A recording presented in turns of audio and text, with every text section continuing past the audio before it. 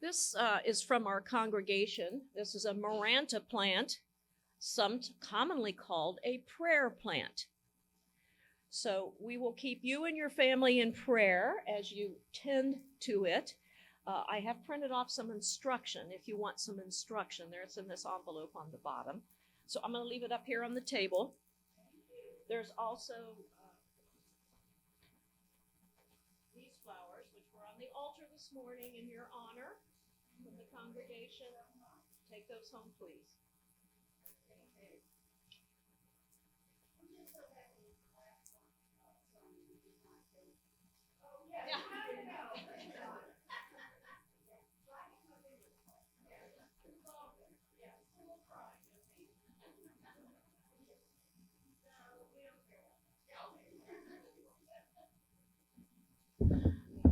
All right, hello again. On behalf of SPRC, we are so grateful to Pastor Kathryn for all of her service, including laps to sit on,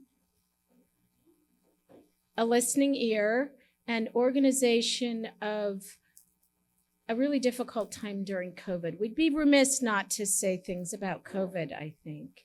And I do want to thank Hazel Strayhorn for organizing folks for today. And I'm going to call out Nathan Capilouti. You need to come out of the Heidi Hole kitchen.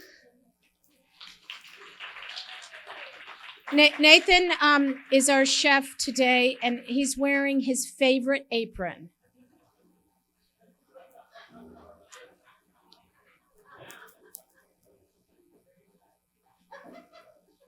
Well, you know, we're not in the sanctuary, so it's okay, right? There are folks who help with decorations. Kathy Dobransky made that lovely sign on the back wall, decorated the bulletin board. Kitty McNaughton put together the poster board right over here. If you'd like to take a moment and sign it, there's even pens attached. That is for Kathryn to take home as a keepsake. Dan James, the tech crew. He's also playing some music on Wednesday night. He's great. Mike Springrith for all of the taping all through COVID and today. So Kathryn will have memory of this event. All of the folks who help serve and contribute food, thank you. This is what makes a church. I do want to read again Kathryn's Bible verses that she said really spoke to me. They were in the bulletin this morning. And then I'm going to ask just for a few members of the congregation and folks here to say a few words about this church during COVID. Because in her 5 years here, 3 of them were impacted really significantly by COVID. And we're all still here together. And that, I think, is a big testament to Kathryn's ability and to all of our work in those 3 years. Matthew 6, verses 25 through 26. Therefore, I tell you, do not worry about your life, what you will eat or drink, or about your body, or what you will wear. Is life not more than food, and the body more than clothes? Look at the birds of the air. They do not sow or reap or store away in barns, and yet your heavenly Father feeds them. Are you not much more valuable than they? Some things that struck me when Kathryn spoke her last sermon here today. Going back in history just a little bit in DUMC, 2012, David Cooney came to DUMC after 25 years of Walt Edmond being here. July 1st, 2018, 6 years later, Kathryn came to DUMC, and now she is moving on. Sherwin Benjamin, we were in this space a year ago, sending him off to his new appointment at a church in Baltimore. And now we come together again to send Kathryn off to the next phase of her life. Everyone here has a part in growing pastors, being in the space that God has called us to be in, and then sending folks on their way. So thanks to everyone here for doing that. The visioning statement here at DUMC comes to mind. Can anyone say it? Do folks have it memorized yet? What are we rooted in? What are we growing in? What are we branching out to? Come to the food truck on Wednesday, where it's a branching out opportunity. And the next thing I would like to do is open up the floor just briefly to folks here who might like to share a few words of what things have been like, particularly during COVID, so we can all reflect and learn and move on. And do I have someone who might be willing to just share a few comments? And I would ask that you come up to the mic so that it can be recorded, so Kathryn can have this to reflect on later. Brad is coming up. Bradford, Turner Little, no. Lisa's coming up. So Lisa Marshall is our property manager here at DUMC and a stalwart member of the congregation. Hi. As most of you know, you pretty much can turn to the office when you need things, whether you need it copied, you need to find somebody to help you do something. The office has always been there. We've had some really strong help in there for a lot of years. You didn't just sit in the office and didn't have any relationship with the church. They were there. They were on the phone. They would stop in. And then COVID hit. And we had to shut our doors, which blew all of us away, particularly the staff. What were we going to do? This was crazy. And I was lucky enough to be able to come out and take care of the church during that time. That was my salvation. I don't know about you. My husband can work from home and do well with that, not me. And so I was able to be here, and Kathryn was here. And she went through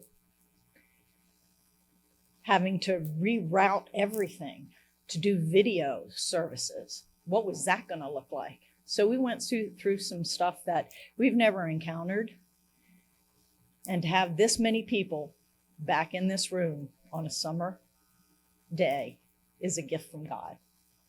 And we're only going to go up from there. So thank you for your service during all that and adjusting through all of that, because that was tough. That was really tough. But it's on our shoulders now, people. Whether we have Phil coming or not, this is our church. And we need to make it, grow it again, and go out into God's world. Thank you.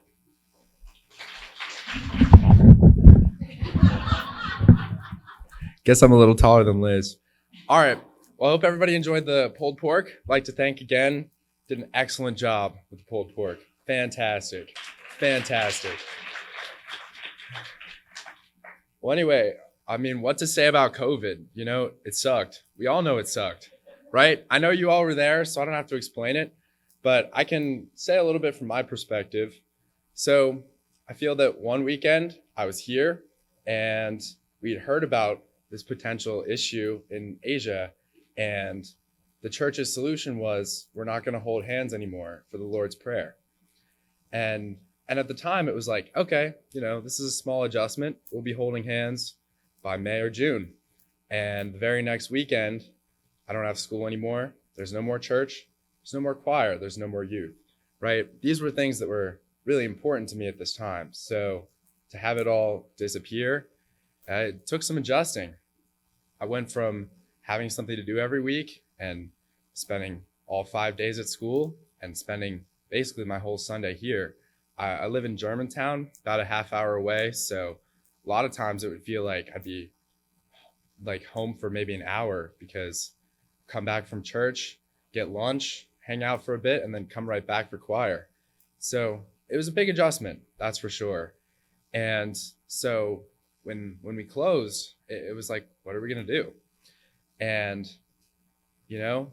I feel like this church did an extraordinary job with it, because although we couldn't be together, so to speak, I feel they kept us on the line.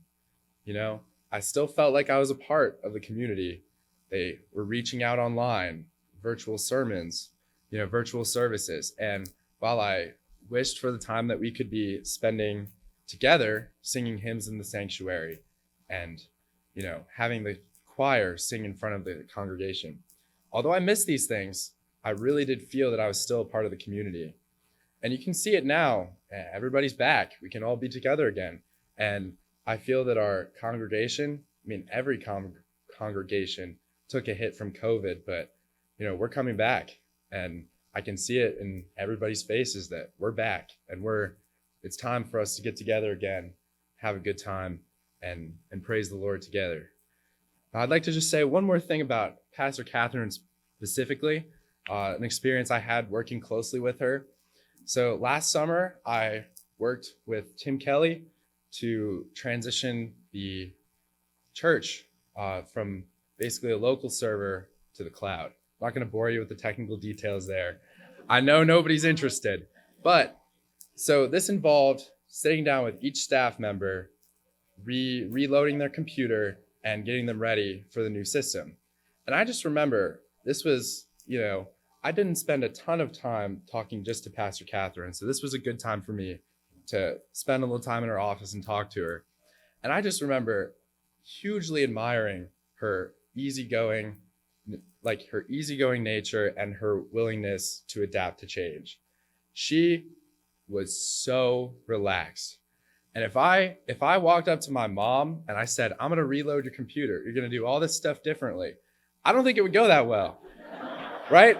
I love my mom, right? She's great, but I couldn't believe how relaxed and easygoing and willing for change. And, she was like, well, we'll get in when we get in. And as long as I can do the work to keep this church going, then you can do whatever you want. And I don't know, it may sound silly. I know it sounds a little silly. I hear it. It also sounds silly. But I think, to me, that really spoke to me and showed me who she is. She's a person who's willing to move with the times and willing to work with people. And I hope that this stays with her as she adapts to retirement. And I wish you all the best. Thank you for spending your time here with us. You've made an excellent addition to this sanctuary, and we will miss you. Thank you. Kathryn, Liz asked me to share a few words today, and I was pleased to do so. Many of you have known me and my wife. We've been a part of this congregation for almost 25 years now, actually a little bit longer than that, and maybe just a month longer than that. Over your time of service and leadership here at DUMC, as you articulated today and in previous conversations, this was a 5-year period no one could have ever imagined. Not to rehash your sermon, but it was a very meaningful moment in this community 5 years ago to have a female senior pastor and an African-American associate pastor standing in front of our congregation. It spoke loudly. And as you have said in the past, we had just sort of gotten to know each other and begun to head down a road discerning what it meant for us to be DUMC in a time such as this. And then March 2020 happened. I was a part of the group that met weekly with Kathryn via Zoom and several others in this room over an 18-month period. We met every week to talk about how do we keep this congregation connected and serving. Those were really, really hard and difficult times. I don't want to gloss over the challenge that presented us. We were invited to do things very differently. We were invited to ask people to do things that went well beyond what they have done for our congregation in the past. One of them is standing with a small cell phone, taking pictures of people in the back. Mike Springer. Let's give a round of applause real quickly for Mike, because I know our ability to connect as a congregation, which was one of the big, we had two primary themes that we wanted to drive as we talked about how do we keep the congregation in motion. And one was staying connected. And in that time, we had to learn what it meant for DUMC to be in a virtual space. And Mike was the mechanism and the key to enabling us to do that. So thank you, Mike, for your service during that time. Because it enabled Kathryn and Sherwin to be pastoral to us during those days. And then to come out of COVID, recognizing that every part of who we were as a body had been disrupted. It was a great opportunity to pause and to think, what does it mean for us to be DUMC now? Because everything that we had broken. Do we want to build back what we were? Is that what God desires for us? Or is it an opportunity and a time for us to pause and discern? And Kathryn put that on the table for our church council. And the council agreed. This was an opportunity for us to think, I dare say the word innovate, but to think about what does it mean for us to be God's representatives of God's kingdom in this place, in this time now. And Kathryn led that work. She invited in our now good friend, Vicki Stallings. Vicki, say hey. Vicki's been with us all morning. Vicki was our sort of support facilitator for our visioning team. I had the opportunity and the privilege to be a part of that work as well. And to Kathryn's credit, there was always an openness to the discernment, not to the end game. It was about being attentive to the process. Yes, we all wanted to get there more quickly. Yes, we all wanted to make decisions and move. But we sort of moved on a path. And then I will say, once Kathryn, you made your decision, I thought that how you allowed the process to unfold in a very beautiful way that empowered the laity to be able to discern what does it mean for us as we then would be having a new senior pastor coming along with us to discern now what does it mean for us to live into this vision statement. And I thought you handled that beautifully. You didn't force stuff. You didn't overlay opinion or you added perspective, but didn't direct. And I thought it was really just wonderful. A couple weeks ago in church council, I shared this and then I'll stop. And I think I saw your hand. Yeah. Kathryn, thank you. I know that this 5 years was not what you had intended. But I would hypothesize and actually say that it is because you left us, you led us through a time, you served us during a time that now has prepared us for next of ministry. And I can't think of anything that a senior minister could do more powerfully than to prepare a congregation to be open to what is next. We have seeds of bubbling of new things happening all over the place. We have a vision statement that guides and frames our work. And Kathryn, you allowed us and invited us into that place. So thank you on my own personal behalf as well as on behalf of the congregation. And I wish you absolute best and enjoyment in this next phase. Thanks.